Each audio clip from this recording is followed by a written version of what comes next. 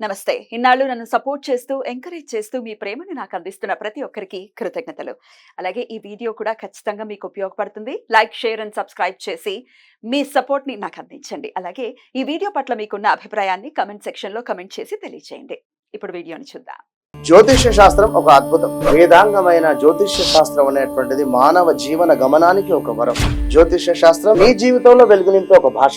ఆ భాష నీకు అర్థమైతే ప్రకృతి నీతో మాట్లాడుతుంది. అస్ట్రాలజీ నేర్చుకోవాలి అనుకునే వారికి అద్భుత అవకాశం. మురళీధర శర్మ గారి అస్ట్రాలజీ క్లాసెస్ అతి త్వరలో మొదలు కాబోతున్నాయి. 100% జాబ్ గ్యారంటీ. వివరాల కొరకు సంప్రదించండి. నమస్తే, వెల్కమ్ టు అవర్ ఛానల్. నేను పద్మిని. ప్రస్తుతంతో పాటు ప్రముఖ ఆధ్యాత్మికవేత్త, ప్రముఖ న్యూమరాలజిస్ట్ లక్ష్మీ నరసింహస్వామి ఉపాసకురాలు శ్రీమతి స్రవంతి గారు మనతో పాటు ఉన్నారు. మాట్లాడదాం. నమస్తే అక్క.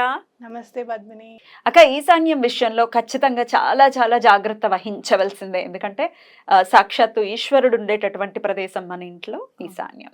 ఈశాన్యాన్ని ఎలా చూసుకోవాలి అనేది ఒకసారి ఆల్రెడీ ఒక వీడియో చేసుకున్నాం మనము.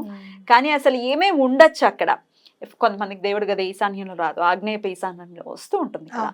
మరి ప్రత్యేకించి ఈశాన్యాన్ని ఎలా చూసుకోవాలి అని ఒకసారి చెప్పండి అక్క. దేవుడి విషయంలో పద్మిని అంటే వాస్తు విషయంలో ఈశాన్యం కూడా చాలా ఇంపార్టెంట్. ఏ దిక్కు ఆ దిక్కు ఇది ఇంపార్టెంట్ అనుకుంటాం కదా.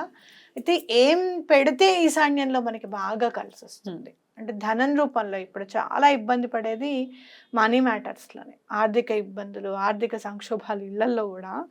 మొన్నటి వరకు బాగుందండి, సడన్ లాస్ వచ్చింది మాకు, ఇలాంటివి అన్నప్పుడు ఖచ్చితంగా ప్రతి దిక్కుకి ఆర్థికం అనేది లింక్ అయి ఉంటుంది అనమాట. అయితే మనం ఈశాన్యంలో నార్త్ ఈస్ట్ కార్నర్లో అసలు ఏం పెట్టుకుంటే మనకి ఆర్థికంగా ఇబ్బంది రాకుండా ఉంటుంది, అసలు సడన్ లాస్ లేకుండా ఉంటుంది అనేది గమనించాలి మనం. అయితే అక్కడ వాటర్ ఎనర్జీ అనేది చాలా ఇంపార్టెంట్. ఈశాన్యం వైపు ఏదన్నా నది ప్రవహిస్తున్నట్టుగా కానివ్వు, లేకపోతే వాటర్ ఫాల్స్ పడుతున్నట్టుగా కానివ్వు, ఆ ఇమేజ్ అనేది అక్కడ పెట్టుకోవడం, ఆ ఫోటో అనేది అక్కడ పెట్టుకోవడం అనేది ఇంపార్టెంట్. లేదంటే వాటర్ ట్యాంక్స్ అయినా పెట్టుకోవచ్చా? బరువు ఉండకూడదుగా, బరువు ఉండద్దు, బరువు ఉండకూడదు. అందుకని మీరు ఓన్లీ ఫోటోనే పెట్టుకోండి. దేవుడి రూమ్ లో వచ్చింది అనుకో ఈశాన్యములా ఒక చిన్న ఫోటో, వాటర్ బాడీది ఏదన్నా సరే, రివర్ లేకపోతే వాటర్ ఫౌంటైన్స్ ది ఒక చిన్న ఫోటో, ఇంత ఫోటో అయినా సరే తీసి అక్కడ స్టిక్ చేసేసేయండి దేవుడి రూమ్ లో గోడకి. చిన్న ఫోటో ప్రింట్ తీసుకో. అలాగే మీకు ఫౌంటైన్ పెట్టుకునే ప్లేస్ ఉంది. ఫౌంటైన్ పెట్టుకుంటే నాకు చాలా ఇష్టం అండి. ఫౌంటైన్ చూస్తూ ఉంటే చాలా మనసు ప్రశాంతం అయిపోతుంది ఫౌంటైన్స్ని చూస్తే. అందుకే చూడు, పెద్ద పెద్ద నగరాలు నిర్మించేటప్పుడు నడిబొడ్డున ఫౌంటైన్ పెట్టడం, పెద్ద పెద్ద ఇళ్లలో కూడా ఇంటి ముందు ఫౌంటైన్ పెట్టడం అనేది, హోటల్స్ లో కూడా ఫౌంటైన్స్ అనేవి చూస్తుంటాం. మీరు ఏం చేస్తారంటే పూజ రూమ్ బయట లెఫ్ట్ సైడ్ ఇట్లా కార్నర్ లాగా ప్లేస్ వచ్చినప్పుడు అక్కడ ఈ ఫౌంటైన్ని పెట్టుకోవడానికి ట్రై చేయండి.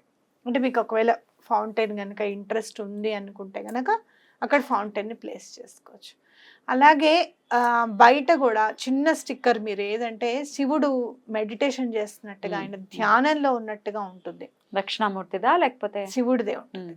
మీరు చూస్తే మనకి కేదార్నాథ్ దగ్గర పెద్ద శివుడు బొమ్మ ఇలా కూర్చొని ఆయన ధ్యానం చేసుకుంటున్నట్టుగా ఉంటుంది. ధ్యానం చేసుకుంటున్నట్టుగా ఫోటో కూడా మీరు ఈ వాటర్ బాడీ పక్కన ఇమేజ్ కూడా పెట్టుకోవచ్చు అనమాట. లేదంటే బయట కూడా పెట్టుకోవచ్చు. అయితే మీరు ఇంకోటి ఏంటంటే మనకి ఈశాన్యం మూల బాల్కనీ వచ్చిందండి, మాకు పూజ రూమ్ రాలేదు, ఆగ్నేయం ఈశాన్యంలో మాకు ఇదంతా వచ్చింది అనుకుంటే గనక మీరు ఏం చేస్తారంటే బాల్కనీలో శివుడు బొమ్మలు అవి పెట్టకుండా ఓన్లీ వాటర్ది పెట్టండి. శివుడిని అలా బయట పెట్టడం అట్లా కాకుండా తులసి చెట్టులో శివలింగం పెట్టచ్చు. చాలా మందికి అలవాటు ఉంటుంది. అలా కూడా లేదు అంటే ముందు తులసి చెట్టు పెట్టండి. ఫస్ట్ తులసిని పెట్టేసి ఈశాన్యం మూలలో అది కూడా చాలా బాగుంటుంది అనమాట. అయితే మాకు ఈశాన్యం మూలలో అసలు బెడ్రూమ్ వచ్చిందండి. బెడ్రూమ్ వచ్చిందా, హాల్ కి ఇలా మీరు అంటే వెస్ట్ వైపు ఇల్లు అనుకో, హాల్ కి ఇటు వైపుగా మీకు వచ్చేస్తే ఈశాన్యం వైపు ఒకటి బెడ్రూమ్ కట్టి పెడతారు. చాలా మంది ఆ బెడ్రూమ్ లో దేవుడి రూమ్ కూడా పెట్టుకుంటారు. అలా మీకు ఏమన్నా వస్తే కనుక మీరు ఏదైనా మనీ జార్స్ పెట్టాలి అని అనుకుంటే కూడా మీరు చక్కగా మనీ జార్ అనేది రూపాయి కాయిన్ వేసి, మనం 21 days చేయండి అని చెప్తూ ఉంటాం కదా. లేదు మీరు అలా జార్లో డబ్బు వేసి ఉంచడం అనేది మీకు అలవాటుగా ఉన్నప్పుడు ఈశాన్యం మూలలో ఆ మనీ జార్ని పెడితే కూడా చాలా మంచిది. ఓ మనీ జార్ని పెట్టచ్చు. ఎట్లా అక్క డబ్బులు ఎట్లా వేసి పెట్టమంటారు అందులో? ఏం ఎట్లా జార్ని అసలు ఎట్లా చేయాలి? ఏంటంటే ఒక గ్లాస్ జార్ తీసుకోండి, మూత ఉండాలి. ఆ మూత మీకు ప్లాస్టిక్ది ఉండొచ్చు, ఏదైనా ఉండొచ్చు. ఇది మాత్రం జార్ మాత్రం ప్లాస్టిక్ది ఉండకూడదు, అది గ్లాస్దే ఉండాలి, సీసం గ్లాసే ఉండాలన్నమాట, జారే ఉండాలి. అంటే మీరు ఏం చేస్తారు అని అంటే చక్కగా మీరు ఏమైనా కావాలి అనుకుంటే బొట్టు అవి పెట్టుకుని కూడా దాంట్లో ఒక 1 రూపీ కాయిన్ వేసేసి దేవుడి దగ్గర పెట్టడం. పూజ అయిపోయిన తర్వాత లేకపోతే పూజ ముందు రోజు ఒక 5 రూపీ కాయిన్స్, 1 రూపీ కాయిన్ ఏదో ఒకటి మీరు దాంట్లో అది వేయడం. ఇది నిండే లోపల మాకు ఈ సమస్య తీరాలి, లేకపోతే మేము ఇంకొంచెం అభివృద్ధి చెందాలి, ఆర్థిక సంక్షోభం ఎప్పుడు రావద్దు అని చెప్పి భగవంతుడికి దండం పెట్టుకోవడం.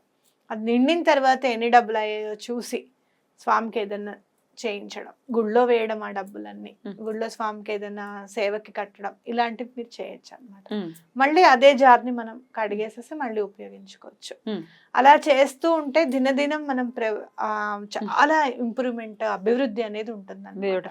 అంటే ఈశాన్యం అంటే శివుడు తప్పకుండా ఎటువంటి పరిస్థితుల్లోనూ ఐశ్వర్య ప్రదాత.